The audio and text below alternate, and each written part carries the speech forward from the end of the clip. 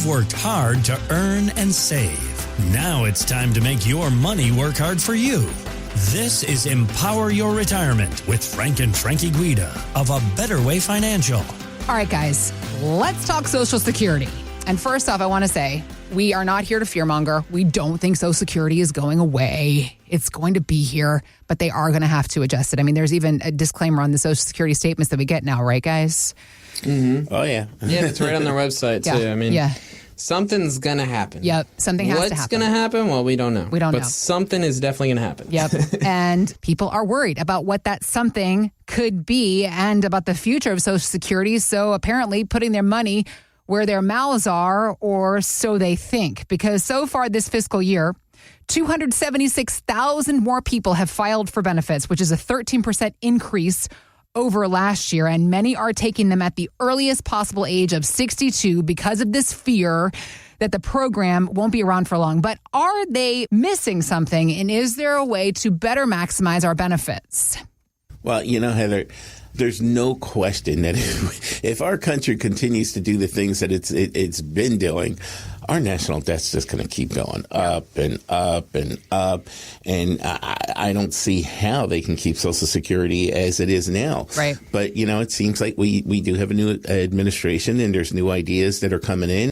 Things can change. I'm an eternal optimist. When you sit there and you explain things to me and they make sense, I'm likely to listen. I mean, you're looking at things now some of the things that are changing. We are opening up energy and figuring out ways to get that energy cost down. And, you know, when you get the energy cost down, the price of everything goes down.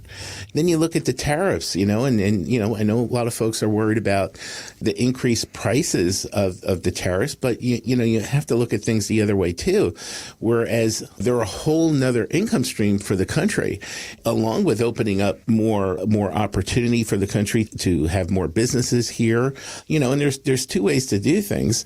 One is to, you know, lower your expenses, and the other is to make more money. And those tariffs can quite possibly increase the revenue into the country.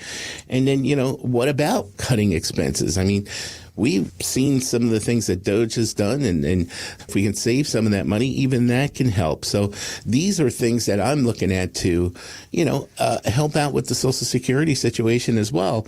But then there's another way to look at it too, isn't there, Frankie? Yeah, I mean, we could just look at the national debt clock, and it continues to keep on going up and up and up. You'll drive yourself nuts if you watch it for like an hour. But it just keeps on going up, and it's like there's stuff that's trying to be done, but it's not getting done fast enough, or it's just not taking a big enough chunk out of it because there's so much waste, there's so much spending, there's not enough revenue coming into the country, so their obligations are larger than the revenue that's coming in, and just the interest on our debt alone is such a huge number that as a country, we are in a hole when it comes to paying off that debt. So some actions are going to need to occur. And so what the Social Security Administration is saying is that by 2035, if there's no action taken prior to that, they're likely going to cut benefits as much as 25%. Mm-hmm. And what that in essence will mean is if you're getting a $4,000 check each month from your Social Security,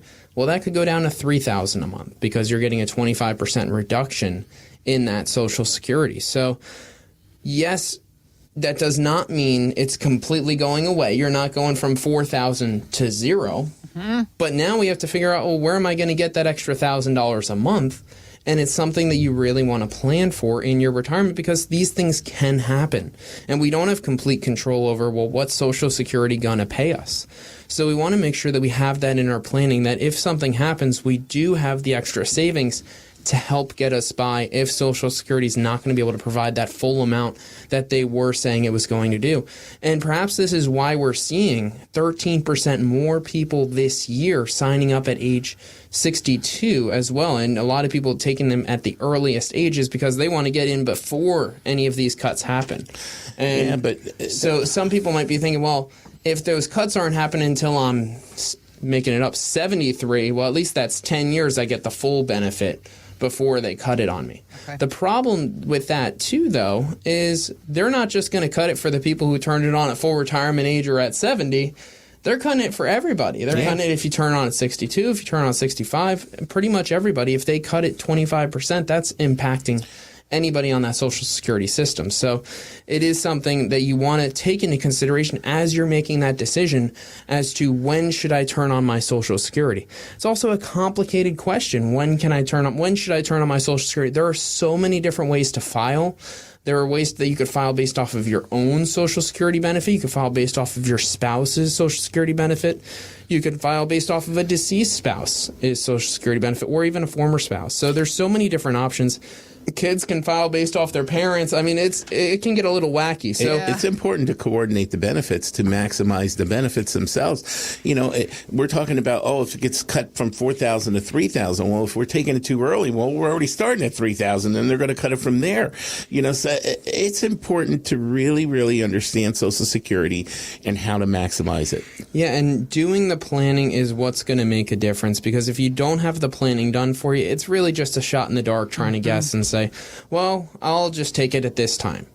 There are so many factors that go into it. You want to know, what is the longevity in your family? You want to know, are you expected to live a long time? How much income can you get from your other investments? Can you effectively bridge that income until you need to turn on that Social Security? So a lot of things go into the planning, and having an income plan done for you can really answer a lot of those questions regarding Social Security and regarding how do I get my income in retirement. So if you haven't had a plan drawn up for you showing you exactly where you're going to need to take that income from in your retirement and when to take Social Security for you personally, give us a call and we'll be able to put together a complimentary income plan and review for you. So we're going to be able to do this right now for the next 5 callers. If you're 55 and older and you've saved $500,000 or more for your retirement, give us a call right now for your complimentary income plan and review. That number to dial is 610-440-3722. That's 610-440-3722. And you think about Social Security planning and how to take it and when to take it and all that stuff. It kind of reminds me of that couple that came in from Upper Macungie, 65 years old and 64 years old, couple of kids, 1 grandchild, hoping to have more, but still working, and he wanted to retire at 70 and she wanted to retire at 67.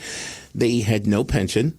And they had a $580,000 portfolio. So making the right choices with Social Security was super important.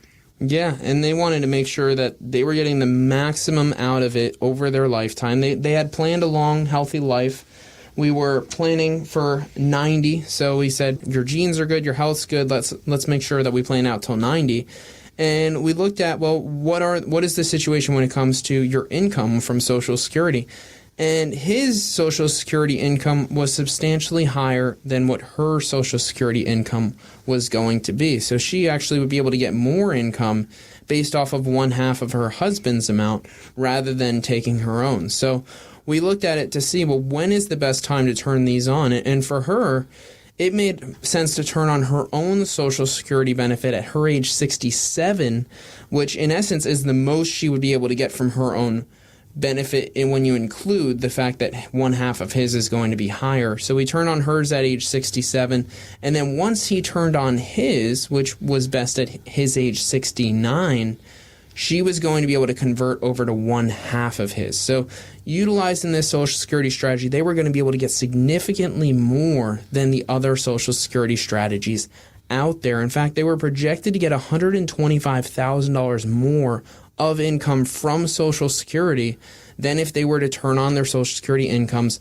both at full retirement age. So just by him waiting those 2 years, while he's still working nonetheless, he was planning to work till 70, with him waiting till 69, they're going to be able to get about $125,000 more than if they were to turn it on at their full retirement age 67. Okay. And the break-even age for them was about 80 and 79. So if they live past 80 or 79, they're getting more money from Social Security than if they had turned it on at age 67. So in essence, what we were looking to do is looking to make sure that you're getting the most bang for your buck when it comes to Social Security. Every paycheck you had, you were paying over 6% into the Social Security system. Let's make sure you're getting the most out of the Social Security system as well. So if you haven't had this plan done and you're maybe considering, when should I turn on my Social Security? Should I do it as soon as I can at 62? Or what options do I have to make sure that I'm maximizing it for me and my family?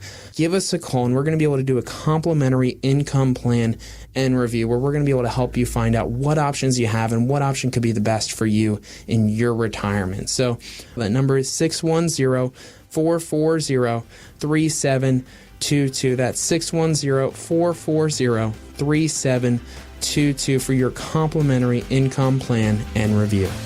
Thanks for listening to Empower Your Retirement with Frank and Frankie Guida. To learn more, visit abetterwayfinancial.com.